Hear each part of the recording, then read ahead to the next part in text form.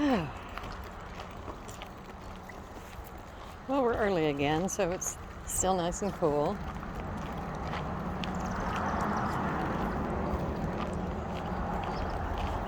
High today again, low 80s today. I think it said 82. Oh, robin's egg. Yeah, don't spend much time under the tree. We don't want to test out your tick medicine. Yep, leave it alone.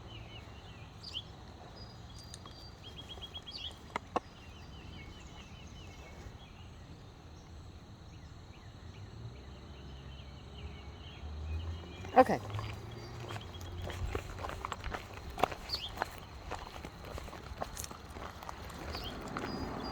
And so we are off with Tales of Bravo's Butt. Yeah, we need to rename the channel Bravo's Butt. It is, after all, a poop record of where Bravo leaves his morning activity and the car traffic. And hopefully not our last walk. Well, you're not moving at all, Betty. You are bright orange. I have no idea what that is. Probably a baby wasp or some crap. No, I'm not a fan of fuzzy, bright orange wasps.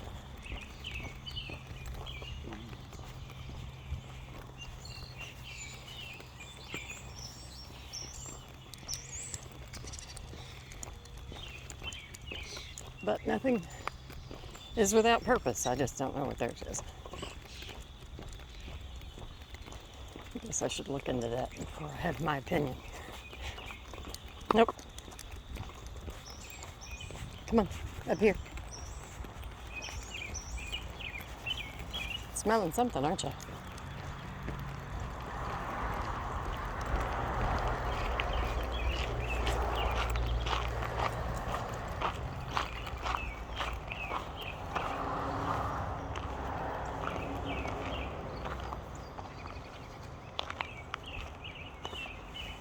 Okay, over here.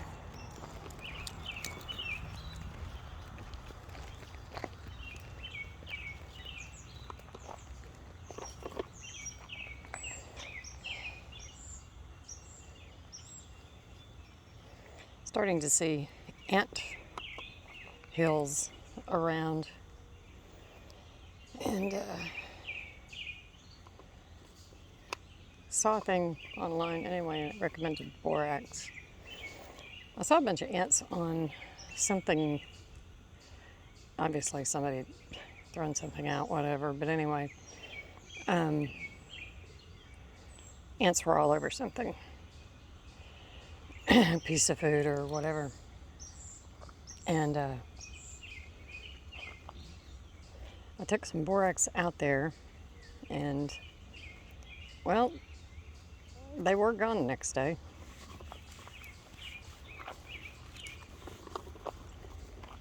I don't know if it left a soapy taste in their mouth or what, but Bravo, no, you can't go there.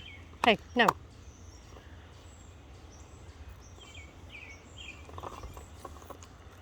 You'll have to find something else to put it on. Good location. Good spot.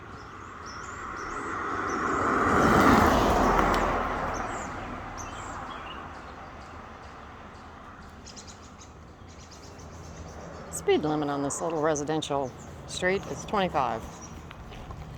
And all I want to do is safely walk my dog. Come on. Not be accused of him pooping in places that are inconsiderate.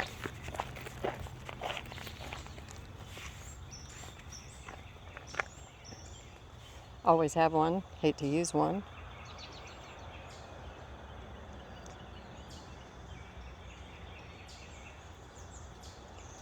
I would much rather the great outdoors take care of his poo just like it does the deer and squirrel and raccoon and everybody else's poo. Okay, you gonna do a thing? There you go. Okay, let's go. All right.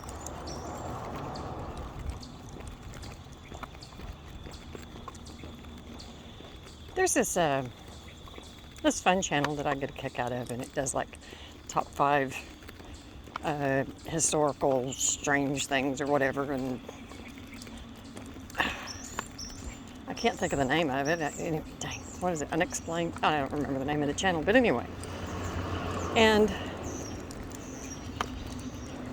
most of the time, there's enough information given that I find it believable. Most of it I've heard at least something about the incidences before, and so it's like, okay. And then you shared photos and stuff, so that's cool. And like one of the stories today was whenever bubonic plague was in San Francisco in 1900, and one thing I didn't know about it, and I haven't verified this on my own, but because their agricultural nature of the state, that the state representatives contacted and requested to the feds that the Surgeon General not share the information about there being plague in California because of how it would devastate their agricultural business, okay? So, wow, double wow, the feds agreed.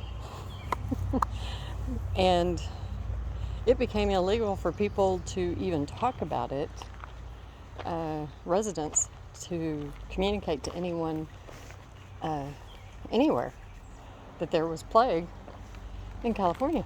Okay. And anyway, and it was not made public until the last rat was killed, 1908. 8 years. Wow. And I think it said out of 180 some odd cases, I don't remember how many, 180 something, but anyway, there were 172 fatalities.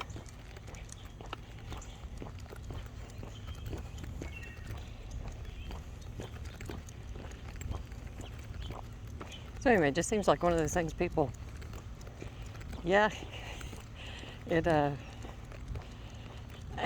talk about dodging a bullet. Because, I'm sure it would have devastated their agricultural market. But if bubonic plague had spread across the country, what would that have devastated? There is something on the road up there.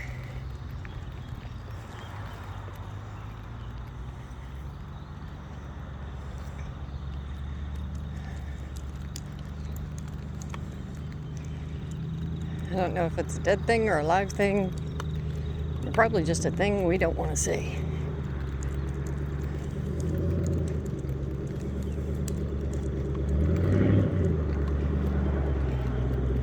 Well, and the groundhogs are everywhere.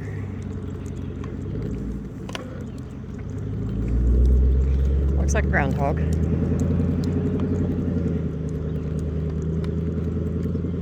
Not moving away from the truck.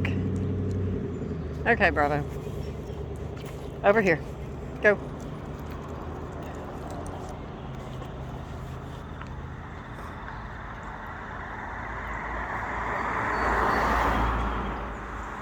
So I don't know. I guess it's dead.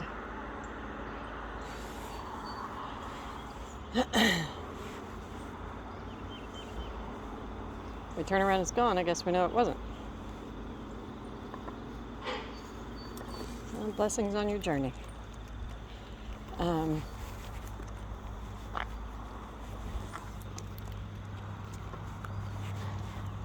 so anyway, I watched this comedian yesterday, and he was talking about things like car seat regulations.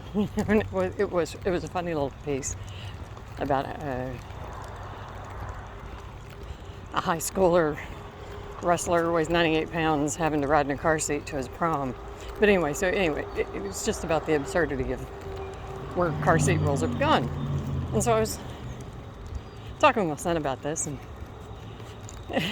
we were visiting last night, and it's funny because we often have opposing views on many things. And he is quite the diplomat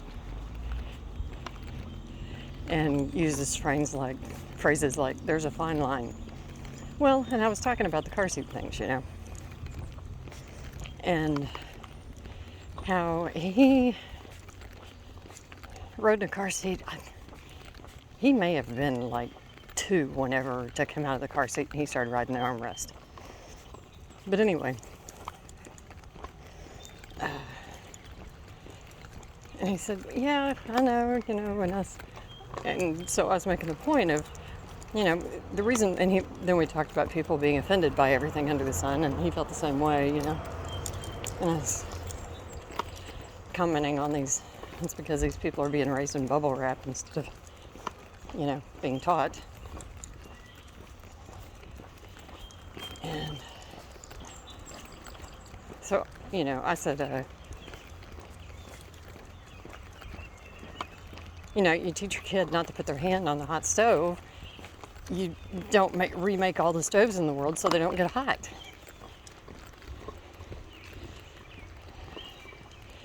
And so he does one of his, come on, Buddha-like comments that there's a fine line between making all the stoves cold and removing lead from paint. And that just didn't sit well with me, but I really couldn't put my mental finger on why, but it didn't sit well with me. And then first thing on waking this morning, it did. And it's like, there is no fine line. They're totally different worlds. It's, it's like setting up regulations for how, what you're allowed, how many crocodiles you're allowed to hunt in the Serengeti or something. There aren't any. Okay, so anyway, there's no line. One is about the regulation of a thing, lead paint. The other is about regulating people. Regulating is another word for control. So, one is about controlling a thing, and the other, car seats and such, is about controlling people.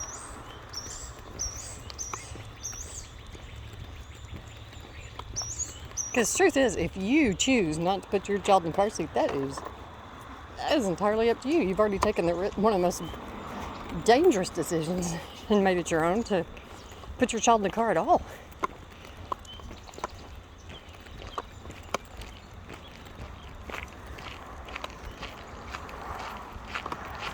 But, oh well.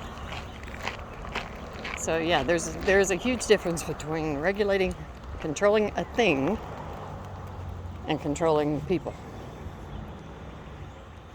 behavior.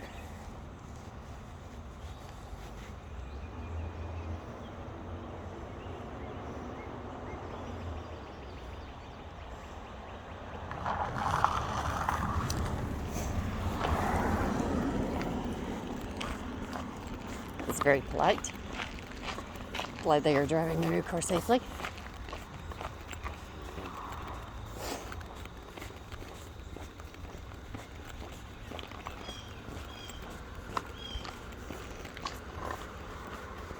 Okay, come on.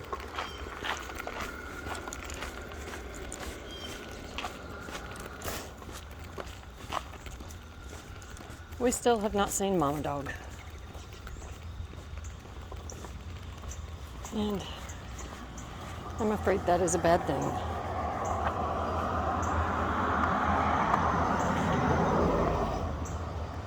Bravo, no pull. Hey, no pull. Thank you.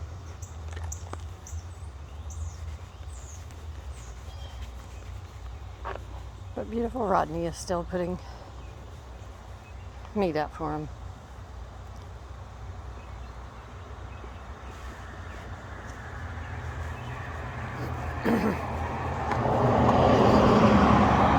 Come on. Nope, nope, that's not for you. Bravo, come on. No, don't do that. Hey.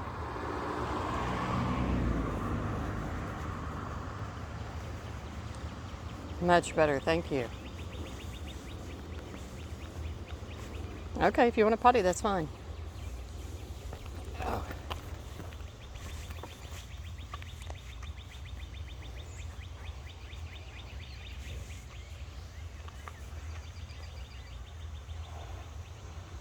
I was so happy to hear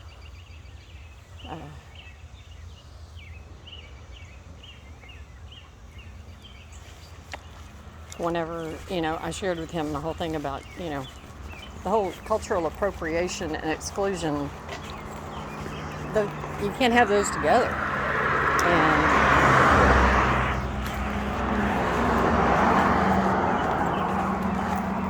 he said, well, people get offended. So what? Who cares if people get offended?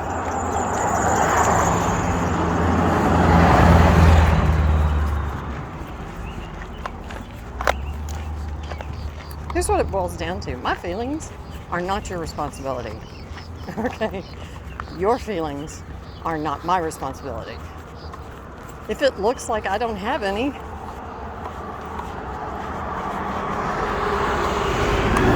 wow, then use your judgment,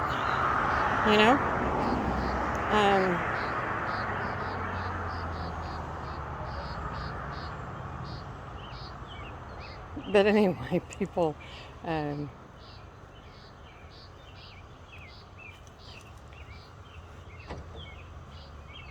I remember a phrase that I've heard for 20 years. Fortunately, I'm not hearing it much anymore, but I know throughout the 80s, 90s, longer, I was constantly hearing the phrase, there should be a law.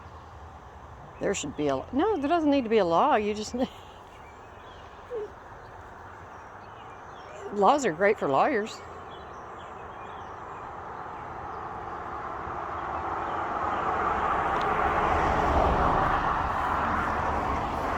Come on.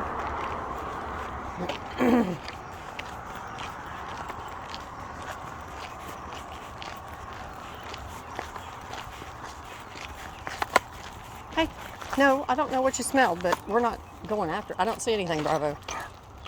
Yeah, you smell something. We're still not going after it. Bravo, stop.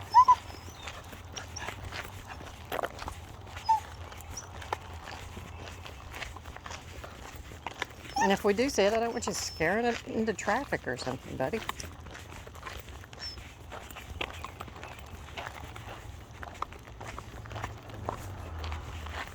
Oh, I smell flowers. Maybe it's the honeysuckle. It smells good. I got mixed up a little bit yesterday with some jasmine. 3 mourning doves.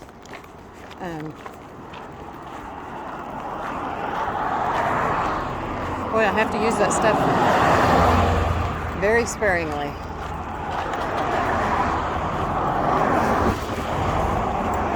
All right, we made it. Bravo, quit. I don't know what you smelled, but we're not going to worry about it. Okay, you have a smile? Huh? Got a smile? Nope? Okay.